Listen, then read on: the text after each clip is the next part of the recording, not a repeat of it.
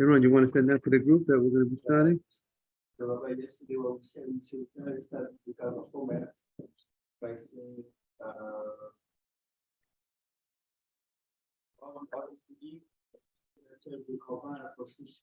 right?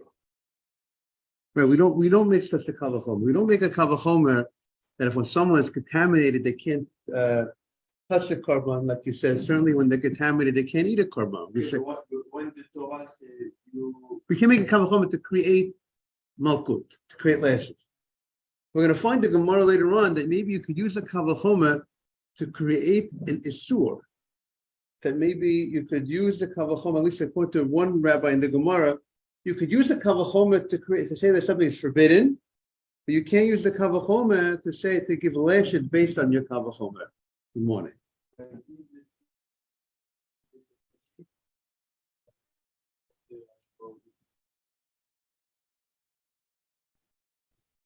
but for sure, eating is like already forbidden. And then you made it from concentration. Yes. Right? So they didn't say the word eat, but they say only touching. Because the Torah was really meaning eating. But they say that means like to give them make sure they don't eat, to don't touch. So you're saying maybe the Torah uses the language of don't touch when referring to Torah means you shouldn't eat it. Yes. But the Torah uses the language of don't touch just as a way to hint to the person that the way to protect yourself is by not touching. That's very good. That's a nice idea. The Torah wants you to it's like in a certain sense in the 10 commandments that says the bro that says los tignof. One of the 10 commandments you're not allowed to kidnap. But the Torah did not write openly you can't kidnap a person. It says don't lo tignof, which you think means don't steal, which would sound like it's referring to even any type of stealing. But it's not referring to any type of stealing. It's referring to kidnapping. But the Torah uses this language as in the sense that if you want to make sure that you won't come to kidnap, don't steal anything. Sometimes it alludes, maybe it's hinting to something. That's what you're saying.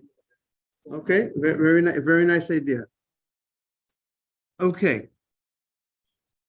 So the Gemara, yesterday we left off, we're on Yud Daled Amud Beis, 14b.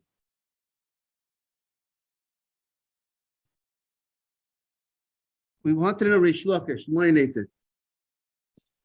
Hai b'chol kodesh lo sigat. The Gemara said that Reish Lakish uses the pasuk of b'chol kodesh lo sigat. We are on 14b, and the art scroll.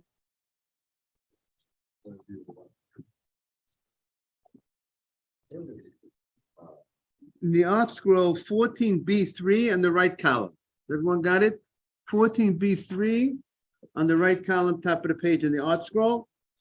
Okay, and in the Hebrew, it's the first word of the line. It's about 10 lines in. Dr. David, you got it? Reish Lakish. Hai b'chol kodesh lo siga. You're telling me that the pasuk of b'chol kodesh lo siga, that a person, when he's contaminated, that b'chol kodesh lo siga teaches you cannot eat kachim, you cannot eat holy parts of the sacrifice when you are what? When you are tamei. But we need hahuma boyle, the tamei shenaga b'kodesh. We need this pasuk for something else. We need the pasuk to teach you that someone who is tamei, that touches kachim when he's tamei, that he gets malkut, he gets lashes. This is the source of the prohibition of touching, not a source for the prohibition of eating. That's the Gemara's question. You can't use the same pasuk to teach us a prohibition, a lo saseh for eating kachim when you're tamei, and also to teach me a lo saseh now let it touch when you're tamei. You can only use this pasuk. You can't double dip. You could use it either for touching kachim, or you could use it for eating kachim when you're tamei. That is prohibited, but you can't use it for both. You don't have a pasuk. There's no pasuk in the Torah that you're going to say that you're going to use it to learn out two prohibitions, and as a result of that, you're going to give two sets of lashes for that. That's the Gemara's question. What is Mr. B'tesh? The Itma, as we said, as it's stated, Tamei shenaga b'kodesh. Someone who's Tamei that touched Kodesh. Rish Lakish Omer, that's the case. The case is someone was contaminated and he touched Kodesh. Rish Lakish Omer, look at. Rish Lakish says if you warn the person and he intentionally violated the warning in front of two witnesses, he touched kachim, foods, sacrificed foods that he knew were sacrificed foods, and he knew he was tamei, he knew he was contaminated, and he touched it, he gets lashes. Rabbi Yochanan Omer, in a look at. Rabbi Yochanan says, and it seems that that's the halacha, because you see that little letter, hey, of the Rambam on there, ain't a look at. There is no lashes for such a, everyone sees that little hay next to Rabbi Yochanan Omer? You see the Omer on the Omer, the hay? That hay takes you to the top right corner in the Ein Mishpat Ne Mitzvah. That's Maimin Perek Yud Ches Milchab Sulem Mukdash Malacha Yud Beis, that the Rambam says that there's no lashes for touching Kodashim when you're in the state of contamination. If you eat the Kodashim when you're in the state of contamination, there will be lashes, but not touching. Now the Gemara explains. Rish Lakish Omer Lokeh, what's the source for Rish Lakish? But the pasuk says, "B'chol kodesh lo siga." The Torah says, all kodesh you shouldn't touch. So Rish Lakish understands that pasuk is talking about what is kodesh referring to? Kodeshim, parts, sacrifice foods. You sent it to the group, Yaron. You said, right? Thank you very much. You said, and b'chol kodesh lo siga. Sacrifice foods, you touch it, you get there's lashes if you were contaminated. Because that's what the pasuk is talking about. However, Rabbi Yochanan Omer, ein lokeh. Rabbi Yochanan says there is no lashes. Why not? Because hahu azhara l'trumahu da'ata. That pasuk where it states you cannot touch chol kodesh lo siga is not talking about it's not talking about kodashim. It's not talking about parts of a sacrifice. It's talking about truma. It's a prohibition about you can't touch truma when you're tamei. It's not talking about, see the pasuk b'chol kodesh you can't touch. Kodesh is a very broad statement. And kodesh has the ability to be interpreted as referring to kodesh as sacrifice foods that were sanctified, that were brought as an offering, that's holy. And also kodesh could refer to truma. So Rabbi Yochanan says it's referring to truma, it's not referring to kodashim. So that's the Gemara's question. So the Gemara's question is, how could you use the same pasuk for to create two prohibitions and two sets of lashes when from the same pasuk, from the same language, from the same statement of the Torah? Torah makes one statement. You can't learn two sets of lashes from one don't do of the Torah. That's the question on Rish Lakish. And Rish Lakish is using this pasuk to learn two different cases, two different prohibitions, and two different sets of lashes. That's the Yehuda, correct? That's the Gemara's question. That means that he uses this as a warning that you can't touch truma when you're contaminated. It's talking about touching. It's not talking about. It's talking about touching truma. But he's using it for truma, right? He uses it for truma. Touching truma. We'll have to see about eating truma. This is usually for touching truma. Good morning, Jaime. Morning. Morning. Welcome back. We are on 14B, and the article is 14B3 on the right, on the top, on the middle of the top right corner, 14B3. So the Gemara, what we're just up to now is the Gemara is questioning Rish Lakish. Because Rish Lakish uses this pasuk, the pasuk that says that B'chol kodesh or siga, all holy you can't touch.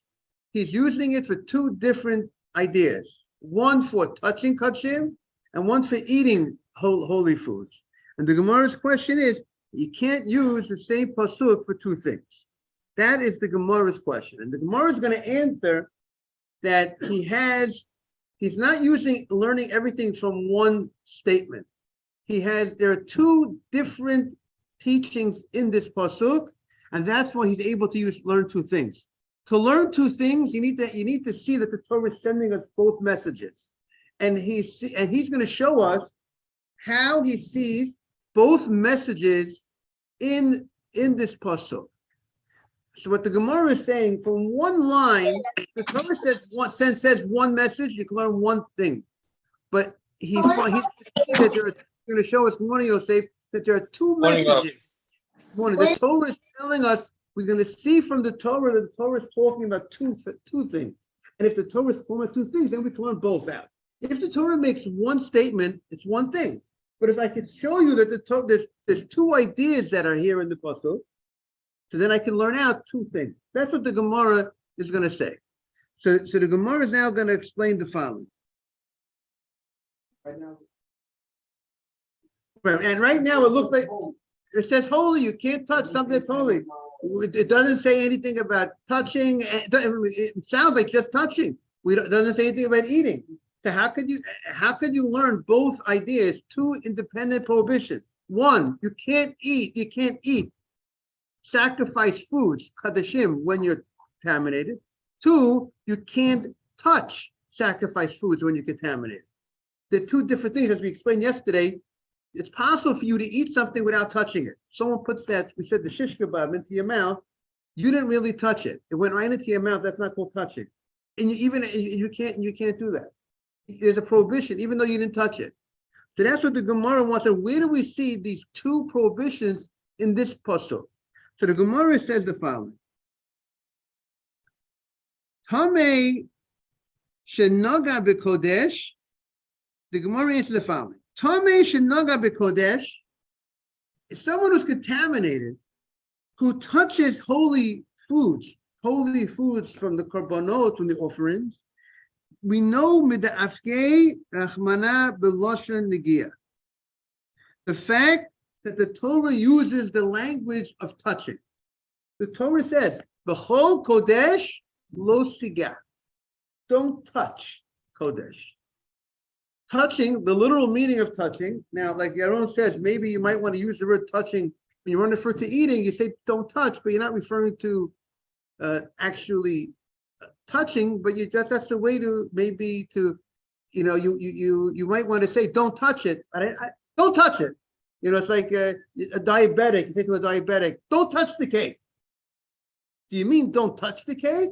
Or do you mean don't eat the cake? But it's like offensive stuff. But the Torah, but the Torah at the end of the day, but the fact is the Torah used the language don't touch it. So he's saying the fact that the Torah used the word don't touch it, it doesn't just mean don't eat it. It means don't touch it. So therefore that would serve us, that would teach us you can't touch, literally, actually touching holy foods when you're contaminated. Because it says, Chol Kodesh, don't touch. So where do we see that the Torah is telling us you can't eat it when you're contaminated? If we're going to say we're going to take the word of the pasuk literally, don't touch that cake. Don't touch that piece of the korban. Where do we see the prohibition for eating? We said before, you can't learn out the prohibition to create lashes based on logic. If you can't touch it, certainly you can't eat it.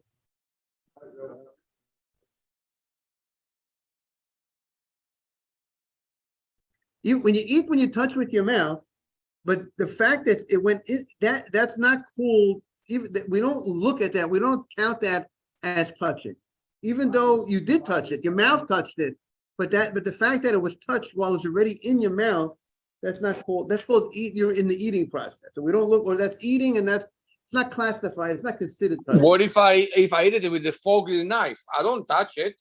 The fork and the knife touching it. Okay, right. That's a good point. The question is, it could be that the fork and the knife might be an extension of my. You might look at that. That's maybe an extension of myself. But Yosef, that's a good question. Would we, Who said the Torah didn't say that you cannot extend yourself to do that? He said you cannot personally touch it, your body. But it could be that that's how you touch something, is using a fork and a knife. That might be considered a normal way of touching. You know, maybe I mean that's a good question, Yosef. But I'm just suggesting that touching with a knife, that's the normal way of touching. That's how you touch. Just like how there's normal ways of eating, there's normal ways of touching, and maybe that's called touching. So the Gemara says, so we know that you can't touch the food when you're contaminated because the Torah uses the word touching. But how do you know eating?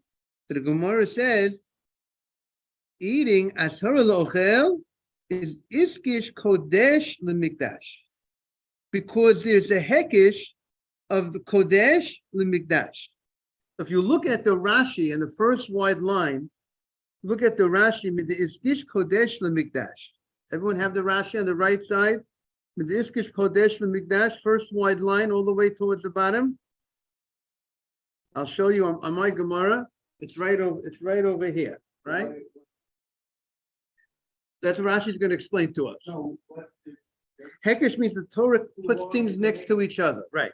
Torah puts two laws or two ideas, let's say the Torah connects marriage, divorce to marriage. The Torah writes, they're right next to each other. What'd you say? Shabbos to the Mishkan. There are certain things that the Torah puts next to each other, and the fact that Torah connects the two items, there is teaching us something by putting these things right next to each other. So the Gemara is saying, here we have, in the same pasuk, we have the idea of Chodesh lo siga. The Torah says, don't touch Kadashim. That's the literal meaning of the pasuk. And the pasuk says, "Ve'el hamikdash lo savo." In the same pasuk, it says, "Don't touch kadashim when you're contaminated." And the same pasuk, that's one law. There's another law: don't come into the mikdash when you're contaminated. Two different laws, but the Torah puts them together in the same pasuk, one following the other. And the Gemara, and now what is the law? And the pasuk says, there's a law. What's the law by coming to the mikdash when you're tamei? It's karet. There's karet by coming into the mikdash when someone is tamei. There's no karet for touching kadashim. We don't find the punishment in the Torah and if ever stated of karet, getting cut off from the next world for touching holy foods. We find the Torah says for eating holy foods in the state of contamination, he's subject to karet. So if the Torah connects the two, so therefore they're talking about the similar situation. But the fact that you're connecting the two laws, the two subjects, is saying that the way the situation that this subject is talking about is the similar situation that this subject is talking about. And if the subject of going into the mikdash is talks about a case of karet, so therefore, the case of the Torah says, don't touch the kadashim, is also referring to the case that carries with the karet. And what's the case of carrying karet by kadashim? Not by just touching the kadashim, by what? Eating the kadashim. So therefore, through the juxtaposition, if that's the right word, through the hekesh, comparing those two, by putting them together, sheds light on us to tell us that this pasuk, when the pasuk says the whole kodesh l'siga, don't touch the kadashim when you're contaminated, is talking about a case of eating the kadashim, because it's only the case of eating the kadashim that will be able to be similar to the case of coming to the mikdash. What will be the similarity? That they both will carry with them the punishment of karet. So therefore, that's how we know the pasuk is talking about eating kadashim. Now we'll have Rashi's holy words. That's why he says for eating the kadashim there is one prohibition, and for touching the kadashim there's another prohibition. Because we can learn it out from the literal writing of the pasuk that says the word losiga, don't touch. That teaches us don't touch. So touch, exactly. Touch has two different meanings. Exactly, Mr. Patel said. Touch could be referring to sometimes it's referring to touching and it's referring to eating. Exactly. What it's referring to eating because the fact that the Torah writes this case of don't touching next to a case of something that carries karei, and therefore this pasuk is also referring to a situation that will carry karei. And the only time it will be able to carry karei is only if he's eating. Now look at the Rashi. Iskish kodesh lemikdash, the first white line. You have the Rashi, everybody? Bahaikra. Yaron, you got it? Iskish kodesh lemikdash. You got it? Bahaikra. That pasuk, Jaime, you have the Rashi on the first white line. That Rashi, you have it in the Yes. Iskish kodesh lemikdash. Bahaikra. In that verse, in that pasuk, b'chol kodesh losiga. It says, don't touch. It says, b'chol kodesh, don't touch when you're contaminated. And then it also says, ve'el hamikdash lo tavo. Don't come into the mikdash when you're contaminated. Like I said the other day, the archaeologists are doing a lot of excavations over there, and they find many mikvaot. They've been finding many mikvaot for thousands of years, right by the mikdash area, right before near the entrance of the mikdash. That area, they find many mikvaot because that was a very big thing. They had to make sure they can't come into the mikdash tameh. They can't come into the contaminated. So they're finding a lot of old mikvaot right over there. The Rashi continues. For the Shina lekaman, we learn later on. And by the way, that's why it's also brought down before the holidays, before Pesach, Sukkot, Shavuot. There is in halacha, it's suggested, it's encouraged to go to the mikveh before the holidays. What do you say? Besides Rosh Hashanah and Yom Kippur are the more universal custom, I would say. By most places, for sure, Erev Yom Kippur seems to be a very universal custom. And man, I think it's also, good morning, I think also before Rosh Hashanah, it's very, also the custom is very, very, most people. But there's, what do you say? The Beit HaMikdash. Right, exactly. So, but why is it brought down today in our times, Mr. Bitesh? It's past Sukkot. Before Sukkot, it's an idea that you get a mitzvah. It's not an obligation, but it's a mitzvah to go to the mikveh before the holiday of Sukkot, to go before Pesach, or for Shavuot. Where is this? What is it based on? Because there was a mitzvah, the taheh beregel. From the time of the Beit HaMikdash, everyone's coming. There was 3 times a year. You have to go to the Beit HaMikdash. You have to come to the Beit HaMikdash and bring offerings, and you have to be tahar. You have to be clean. You have to, or else you can't bring it. So therefore, and what did they want? And they would go to the mikveh. So to remember that, that's what, right, Jake? That's what they used to do, and we go ahead and we do the same thing. That's why it's suggested for people to go to the mikveh before the regel, erev the Yom Tov, morning Morris. So back in the Rashi, in the second wide line in the Gemara, with the Shina lekaman, ma mikdash, yesh ba'asarato netilat neshama. Coming to the mikdash when someone's contaminated carries with it the punishment of netilat neshama. That the neshama, because he's cut off from this world, he's cut off from the next world, meaning a person who gets karei dies before his time. The neshama, shaboel mikdash kamei b'karei. So someone who comes to the mikdash when he's tamei, he gets karei. So afas harat kodesh. Since the subject matter of the pasuk is talking about a situation that is karei, when it comes to the mikdash, when it's contaminated, so the same way the end of the pasuk is talking about a situation that's karei, so to the beginning of the pasuk is talking about karei. So as harat kodesh, when the Torah says b'chol kodesh lo siga, don't touch kodesh, It's also talking about Davar Sheishma Netilat Neshama. It's also talking about a situation that has the taking away of the neshama, the dying before his time. V'hainu achila, and that's specifically eating kadashim, holy sacrifice foods when one is tamei. She'ana shela karei, that the punishment is karei. The ilu b'negiah leka karei. By touching, there is no karei. By touching foods, when one's contaminated, and he touched sacrifice foods, he doesn't get karei. So therefore, the Gemara at this point has explained Rish Lakish to explain how he finds where are the two sources, the source for for his two teachings, that there's a prohibition of the Torah both for touching sacrifice foods when you're contaminated, and also a separate prohibition for eating the sacrifice foods when you're contaminated, based on the way using the literal words of the pasuk where it says "B'chol kodesh lo siga," don't touch.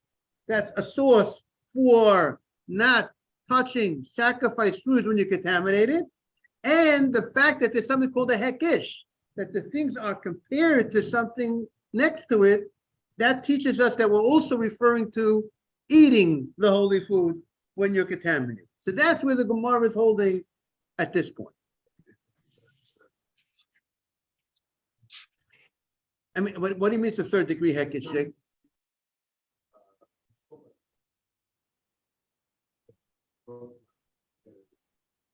They're doing a hekish, from the hekish, he's understanding.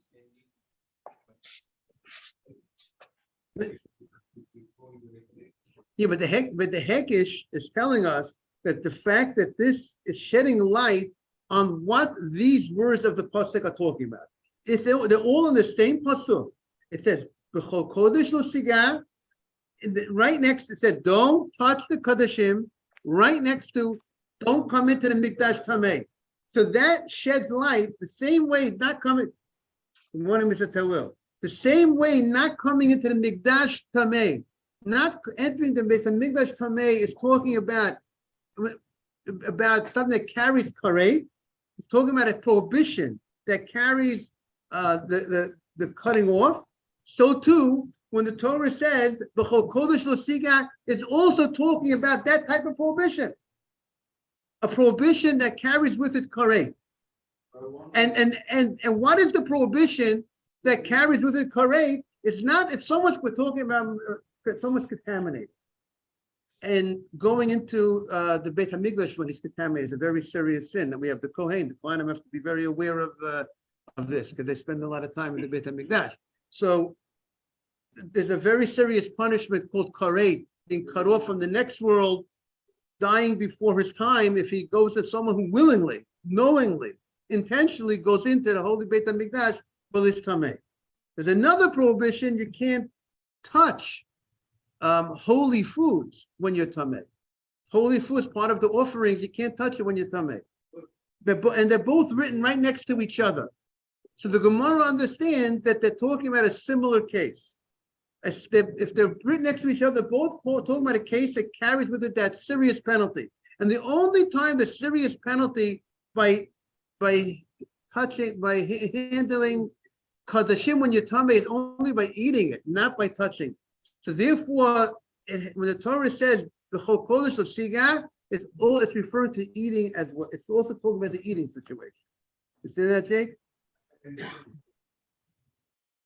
Yes.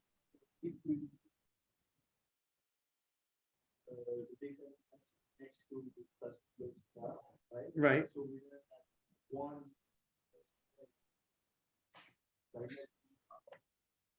It's not what it's teaching us that the prohibition when the Torah says "B'chol kodesh lo siga," what is the case of the Torah? We're trying to identify what is the meaning of the pasuk. Does the meaning mean literally, don't touch kadashim when you are contaminated? Or does it mean, like we said about the diabetic? You tell the diabetic, don't touch the piece of cake. What do you mean by telling don't touch the piece of cake? Do you mean don't touch the piece of cake, Mr. Tawil? Or don't eat it? What do you mean when you tell him that, Mr. Tawil? don't eat it? That's the question here.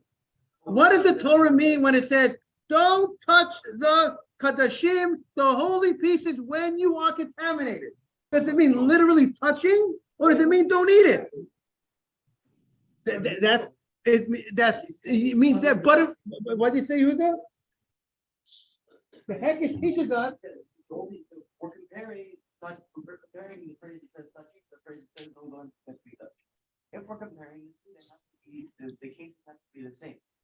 But by touching, we know there's no punishment of that, so we can't actually be talking about touching. We must be talking about a prohibition that actually has to eat. Because But still, right, we're still no touch. We're still, again, we're gonna no touching because the Torah said the word touching. You can't touch. There's no punishment for punishment. There's no punishment for correct touching. Yeah, but we're talking about both. But again,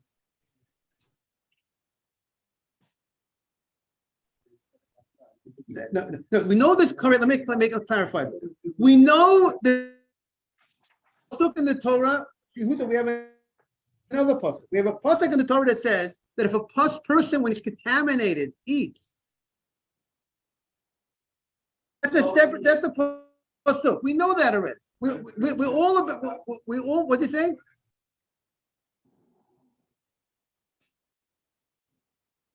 Was contaminated and he eats kadashim, that's correct. That we know. What do we need? But again, unless the Torah tells you don't do it first. The Torah needs to warn you. The Torah doesn't just say, okay, guys, if you do, no, that's not the way the Torah works. The Torah has to tell you you're not allowed to do this. I'm not going to tell you can't do it. I don't just tell you. I have to tell you what you can't do in life. And I have to tell you the punishment for doing it. I don't just tell you punishment. So we're in the search. Teach you that you can't eat this food. The Torah tells me you can't. If you eat it, there's a punishment. But where did the Torah tell me? The Torah has to have told me somewhere I can't eat this food when I'm contaminated. Okay, very good. Say it again.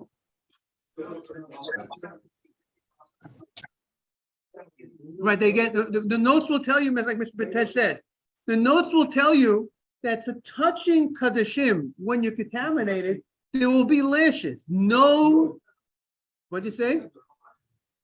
No, there is. We're in Rish Lakish. You're talking about Rabbi Yochanan.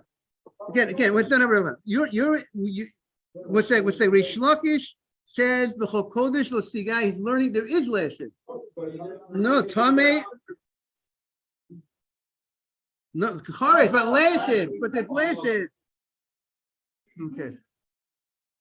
No, good, very good. So good. Is that clear, everybody? Let's clarify everything. There's a lot going on. Mr. Tawul comes into one of the most honest Gemaras that we're learning this year. He comes into the most complex Gemara today. Okay, it's good. You know, you start with the hard Gemaras and everything else is just like a pie, as they say, right? Piece of cake. It's good, right?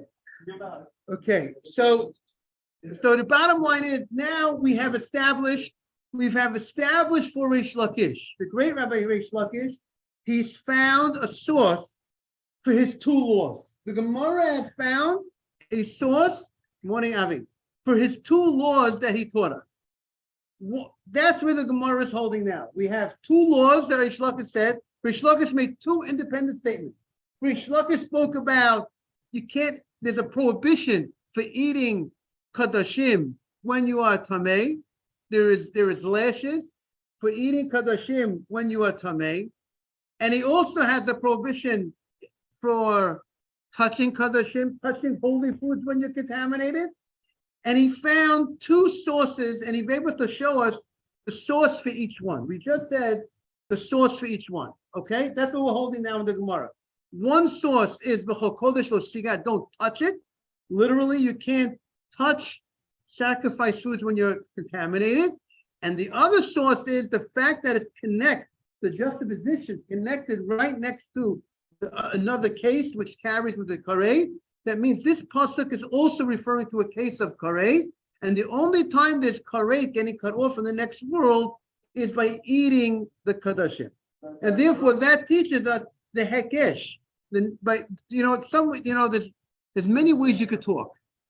Sometimes you talk, you know how you talk? By saying something openly. You say something openly. That's the way of talking. And sometimes you talk by who you put next to each other. You know, when you put an order of something, or you compare one to another, you're also saying something. You know, you mention, this president and that president, right? Right after each other, and you're connecting them. Sometimes you want to use examples, certain things. So when you connect things, that's also talking. The fact that you're connecting, when you put two subjects next to each other, you're also telling us something by putting these two things next to each other. When they're independent subjects, independent laws, and you connect them, that's also you telling us something. That's called the hekesh. So the Gemara is saying the hekesh, the connection of the two, sheds a light and explains to us, identifies to us a new point that we would not have known. If you would not have connected the two, we would just say the pasuk just means one thing and one thing only. Don't touch holy foods when you're contaminated. Period. That's the literal pasuk. But now that you connected it to another subject, and that subject is talking about a certain situation, therefore this subject is talking about the similar situation. That subject is talking about a case of karet. That means this subject is also talking about a similar case of karet. It's a similar thing, by the way, in the 10 Commandments. The 10 Commandments says you're not allowed to murder. 10 Commandments says you're not allowed to go ahead and commit adultery. And 10 Commandments also says lo signov. What does the word lo signov mean? Translate, don't steal. That's how people steal, will translate the 10 Commandments, don't steal. But Rashi says that's not the meaning of this pasuk. In the 10 Commandments, when the Torah says don't lo tignov, it's not referring to stealing. There's another pasuk in the Torah that says you don't steal. What is the pasuk referring to when it says lo tignov? Don't kidnap. Why? Because the fact that it's connected to it's connected to the prohibitions, that grouping of prohibitions are prohibitions, its neighbor, are things that carry with it a death penalty. A person goes with another married woman and sleeps with a married woman, that's a type that carries a death penalty. So therefore, the thing that's next to it is also talking about that type of case. The juxtaposition, when the Torah puts in the 10 Commandments these things next to each other, they're talking about a similar type of case that has a similar consequence. What's the consequence? Death penalty. There's a death penalty for kidnapping someone and selling it. There's a death penalty. So therefore, and the fact that Torah puts the groups together, lo signov, don't steal, next to the other items, and those other items carry with it the death penalty, that means this case is also talking about a death penalty case, which is kidnapping and selling the guy. And I wanted to say, like I said before, the Torah did not write openly, don't kidnap a person. Don't steal a person. Persons don't steal. And so, but at the end of the day, what does it mean, don't steal? Like the Targum Ukla says, don't steal a person. That's what 10 Commandments is referring to. So why did the Torah write it openly? Don't steal a person. Why did the Torah write it not in an open fashion, not clear what it means? You need to come on to the oral Torah to explain what it means. Why didn't Hashem say it straight, openly, and you wouldn't have any question what it means? So I think the Torah wants to teach us a lesson. Because if you want to ensure that you don't kidnap, it doesn't start, a guy doesn't wake up one day and start kidnapping people. It starts by first I don't know if I said hello to Mr. Feldman properly, but he he steals. Then eventually, like these guys, they jump to turnstiles, and eventually, they lead to other crimes.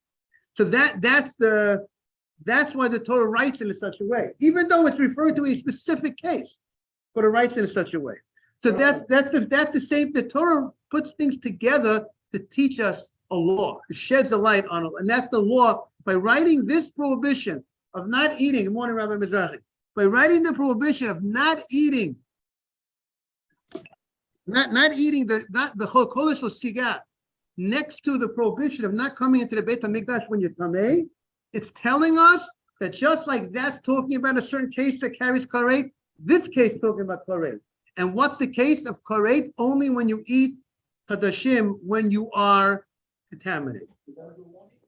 And that's the warning. That is the warning that you can't eat holy foods when you're contaminated from the fact that it says don't, it's next to the other case, and therefore it has to be talking about a similar case, which is only the case that will be karet is only by eating kadashim. And therefore, that's what the case is talking about.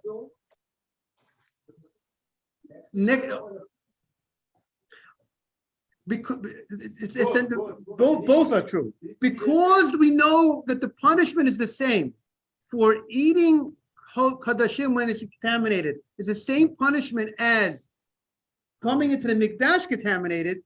Therefore, we know that this pasuk is also referring to eating, because the only time there's this punishment of entering of kadashim of karet by kadashim is only when you eat the kadashim. Will it have karet? Rabbi, are there any halachot today that apply from these rules that we learned? Yeah, I mean, a lot of going today, but going into by the Temple Mount area, all those things going into, the old city, by that area, by the Temple Mount, most rabbis, Ravad Yosef, the Chafetz Chaim, all the great rabbis says people should not go to a lot of those areas because those areas might be areas that you can't enter in this, and we're considered tamei. And since we're contaminated, we can't go there, and it carries with a very serious punishment. Every so often, people go there, even people that call themselves that are religious, but they're not following That's the Dome of the Rock area. That's up, right? Exact. Dome of the Rock. Everyone should stay away from that area. Yeah, even the mikvah is not enough. There are other reasons to stay away from that area too. Yeah. Yes. Exactly. Okay, Rabbi Chanan, thank you very much. We want you to come back. Don't go there. We don't want Don't anyone to go go there. there.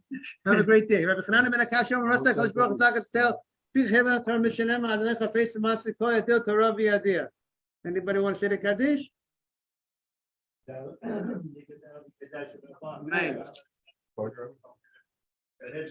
Amen.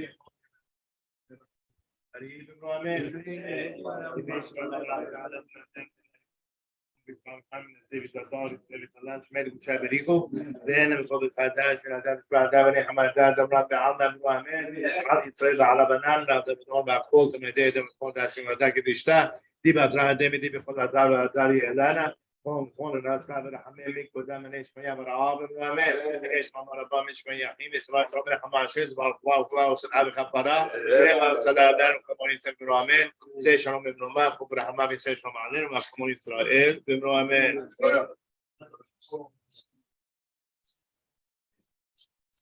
I mean, they already have trust. It comes to veterans. There is a unless right. In Jerusalem, certain sacred foods that they thank you. Everyone eats the crumb batter. They're eating it in Jerusalem. In Jerusalem, the whole Jerusalem is.